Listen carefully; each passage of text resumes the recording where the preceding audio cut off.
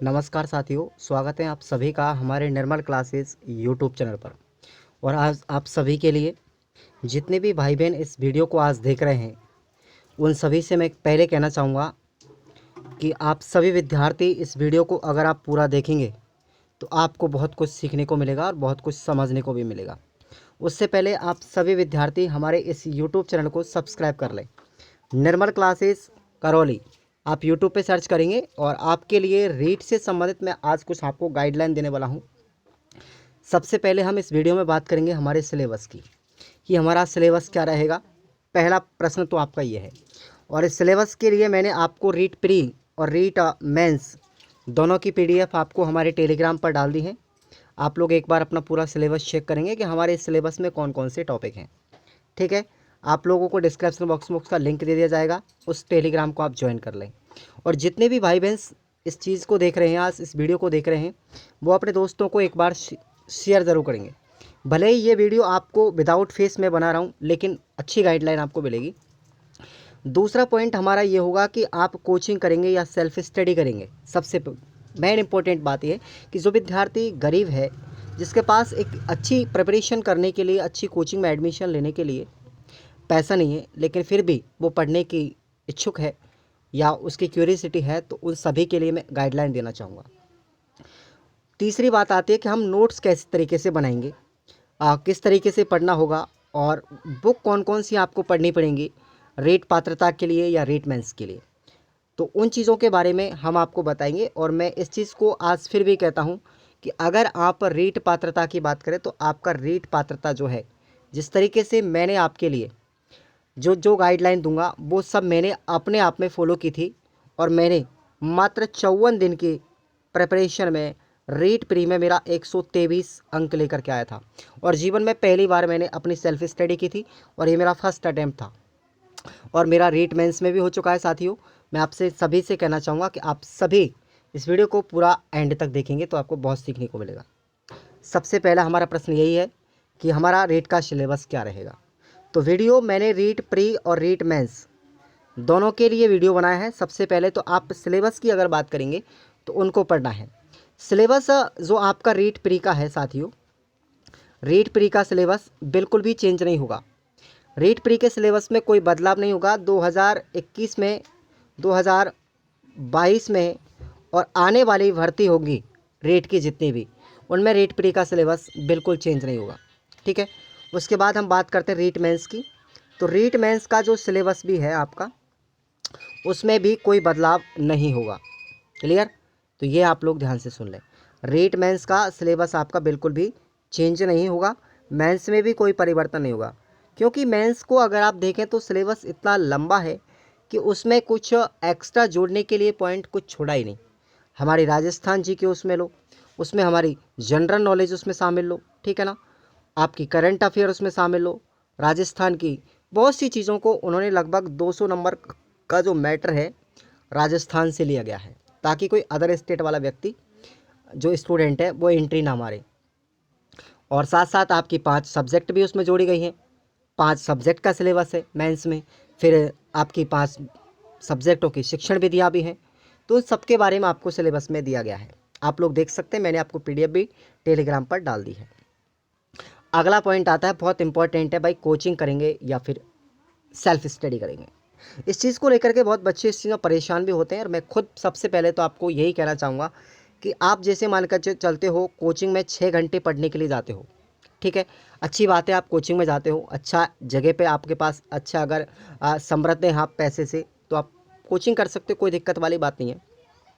लेकिन आप जितना 6 घंटे कोचिंग में पढ़ते हो, उस 6 घंटे को अगर आप सेल्फ स्टडी में व्यतीत करें और अपने खुद नोट्सों को तैयार करें, चाहे आप यूट्यूब से करें किसी किताब से, तो आपको जो 15 से लेकर के 20,000 रुपये कोचिंग के लगते हैं, वो एक गरीब बच्चे के लिए बहुत काम आएंगे आगे चल के। तो इतनी बचत कर सकता है जिस तरीके से मैंने आज तक अपने जीवन में कभी कोचिंग नहीं की थी साथियों। झूठ नहीं बोलूँगा, बिल्कुल कसम खा के कह रहा हूँ, मैंने आज तक कभी कोचिंग नहीं की और कोचिंग के खिलाफ में रहता भी हूँ। आप सभी ने देखा होगा, उत्कर्ष जितनी बड़ी कोचिंग है, ठीक है, और हमारी बहुत सारी कोचिंग्स राजस्थान के अंदर हैं, परिष्कार भी हमारी कोचिंग है। इन सभी के अंदर जो कोचिंगें चलती हैं, उन कोचिंगों के अंदर एक सिलेबस को इतने हाईली स्टैंडर्ड से पढ़ाया जाता है कि बच्चे को एक डर रहता है कि प्रश्न पत्र किस तरीके से बनेगा। ठीक है, तो उस प्रश्न पत्र को लेकर के बच्चों में भय घुसा दिया जाता है। लेकिन पेपर तो सिंपल ही बनता है, प्रश्न ऊपर से ही पूछ लिए जाते हैं, कुछ प्रश्न घुमा करके पूछे जाते हैं, तो प्रश्न डीपली नहीं होते, सरल ही होते हैं, हमारे सिलेबस से होते हैं, लेकिन हम उसकी लैंग्वेज को नहीं समझ पाते। इसलिए मैं सभी से कहना चाहूँगा कि ज़्यादातर अगर आपको वरीयता देनी है तो आप सेल्फ स्टडी पर दीजिए। कोचिंग आप कर सकते हैं, एक बार कोचिंग कर लो बस, ताकि आपको सिस्टमेटिकली ढंग से तरीका पता लग जाए कि सिलेबस में क्या क्या चीज़ आने वाली है, और सिलेबस आपको सबको पता है। क्लियर? तो सेल्फ स्टडी को मैं ज़्यादा वरीयता दूंगा, क्योंकि मैं भी एक पुअर फैमिली से बिलोंग करता हूं, और मेरा रीट जो 3rd ग्रेड अभी लगा है उसमें मेरा SC कैटेगरी था, जिसमें 157.3075 के आसपास गई थी कट ऑफ 2 गुने में। और मेरा पूर्ण विश्वास है इस चीज़ के लिए कि मेरा जो 173.61 नंबर जो है कट ऑफ से लगभग कई ज़्यादा हैं। आप लोग देख सकते हैं 157.3075 गई थी 2 गुने में, और मेरे नंबर इतने आए हैं। तो आप सभी को मैं कहना चाहूँगा कि आप सभी विद्यार्थी एक बार सेल्फ स्टडी को करके देखिएगा और अपने नोट्स एक बार तैयार कीजिएगा। अब बात करते हैं अगले टॉपिक पर कि भाई बेस्ट बुक कौन सी पढ़ेंगे। तो आप सुनिएगा, सबसे पहले हम बात करते हैं साइकोलॉजी के लिए। ठीक है ना? साइकोलॉजी के लिए आप लोग वंदना जादौन की जो बुक है वो बुक के बजाय आप लोग नोट्स पढ़िएगा। अब कुछ बच्चे सोचेंगे कि वंदना जादौन के नोट्स तो कहीं मिलेंगे नहीं, तो देखिएगा नोट्स की जो लैंग्वेज है साथियों वो बेटर रहती है बजाय बुक के। बुक में बहुत ज़्यादा एक्स्ट्रा मटेरियल भी होता है, लेकिन नोट्सों में जहाँ से प्रश्न पूछने की पॉसिबिलिटी होती है केवल उसी चीज़ को नोटिस किया जाता है। ठीक है, और हमारे नोट्स हमारी भाषा से मिलते जुलते होते हैं और वो हमें समझ में भी आसानी से आते हैं। तो वंदना जादौन के जो साइको के नोट्स हैं ना, वो तो मेरे पास अवेलेबल हैं और आप लोग परचेज़ कर सकते हो। ठीक है ना? आप लोग परचेज़ इनको कर लीजिएगा और आपसे कोई शुल्क नहीं लिया जा रहा। एप्लीकेशन आपको खुराना स्टडी ऑफिशियल पे ही आपको मिल जाएगा। 21 रुपये का चार्ज आपको देना है केवल ऐप का, बाकी का आपको रीट मेंस और प्री दोनों का सिलेबस जो नोट्स हैं वो आपको दे दिए जाएंगे। बात आती है उसके बाद में आपकी राजस्थान जीके। तो देखिए राजस्थान जीके के लिए मेंस वालों की बात करूं तो इसका तो अथाह भंडार है। ठीक है ना? राजस्थान जीके आप किसी की भी बुक पढ़ सकते हैं, इसका कोई फिक्स सिलेबस नहीं है, कहीं से भी प्रश्न पूछा जा सकता है। लेकिन राजस्थान जीके के अंदर टॉपिक क्या दिया गया है, वो किस पॉइंट को लेकर के बात कर रहा है, आप उस पॉइंट को पूरा अगर ढंग से पढ़ेंगे ना तो किसी भी बुक से आप पढ़ सकते हो। मैं राजस्थान जीके के हर एक टॉपिक को क्लियर कर रहा हूँ। सामान्य ज्ञान की आपको बाद में क्लास भी लगाई जाएगी। ठीक है ना? उनको भी आप लोग ढंग से देखेंगे, तो नोट्स सबसे बेटर होते हैं। ठीक है, बात करते हैं शिक्षण विधियों की। तो देखिए शिक्षण विधियों के लिए अगर आप बुक पढ़ना ही चाहते हैं ना तो आप लोग फर्स्ट रैंक की लेकर के आएंगे। कौन सी? फर्स्ट रैंक की बुक लेकर के आएंगे, और इसके राइटर कौन है? BL रेवाड़। कौन है? BL रेवाड़। मुझे सबसे बेटर बुक लगी। अब आप लोगों को ये लगती है अच्छी या नहीं लगती, रीट पात्रता के लिए और मेंस के लिए, तो वो आपका नज़रिया अलग अलग है। लेकिन मुझे फर्स्ट रैंक BL रेवाड़ सर जो है, गरिमा रेवाड़ की, मुझे बेस्ट बुक लगी पात्रता के लिए और मेंस के लिए भी। हालांकि शिक्षण विधियों के मैंने नोट्स भी बनाए थे। ठीक है ना?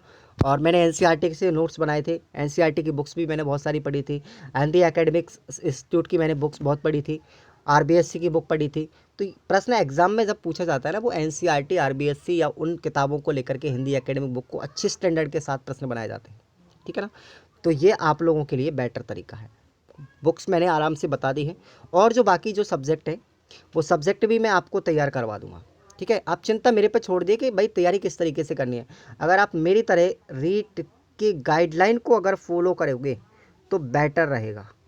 अब ये आपका दृष्टिकोण है कि आप क्या पढ़ना चाह रहे हो, क्या नहीं पढ़ना चाह रहे हो, आप मेरी बात को झूठ मानेंगे सच मानेंगे, ये आपके ऊपर डिपेंड करता है। उसके बाद अगली बात आती है हमारी कि भाई नोट्स कैसे बनाएंगे। देखो नोट्स बनाने का फ़ायदा है, अगर आपने अपने मन से खुद लिख करके एक बार अगर नोट्स को तैयार कर लिया तो वो नोट्सों को आप बार बार रिवीजन करने में आपको आसानी रहेगी, और आपको पता होगा कि मैंने कौन सी चीज़ कहाँ पर लिखी हुई है, ये नोटिस कर पाओगे आप हर एक बात। लेकिन बुक्स में की जो भाषा शैली है वो थोड़ी कठिन होती है, और उस भाषा शैली को याद करना भी हमारे लिए कठिन है। और नोट्स अपनी आप भाषा में लिखोगे, जिस तरीके से मैं आपको नोट्स बनवा रहा हूँ, तो वो हमारी भाषा शैली में होंगे और हम हर चीज़ को नोटिस कर पाएंगे कि हमने कौन सी चीज़ कहाँ पर लिखी है। तो नोट्स बिना बनाए हुए कोई भी तैयारी मत करना।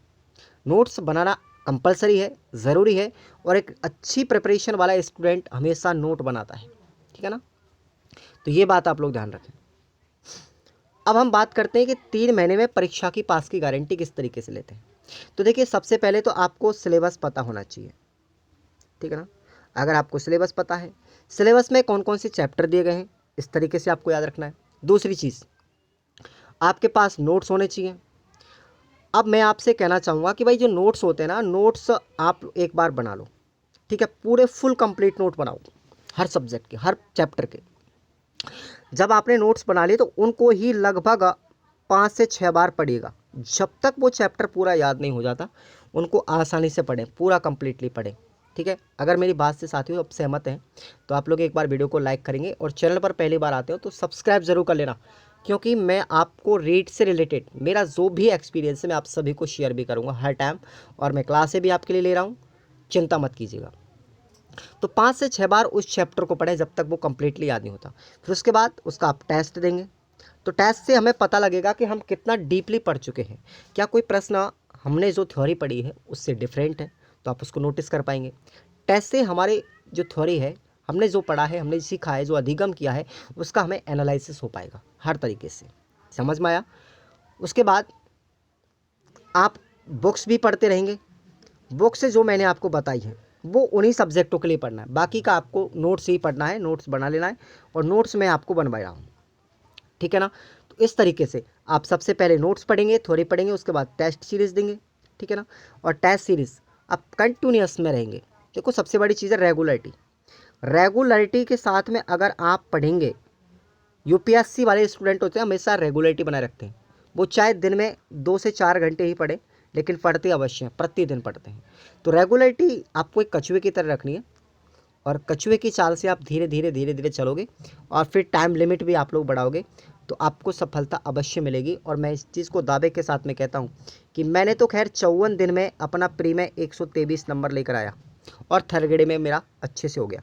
लेकिन आपको मैं 90 डेज़ का समय दे रहा हूँ। इस 90 डेज में आप अच्छी तरीके से अपने आप को कंट्रोल और मजबूत कर पाओगे, ठीक है साथियों। तो आप अगर मेरी इस बात से सहमत हैं तो आज ही से अपनी प्रिपरेशन को तैयार कर लीजिएगा।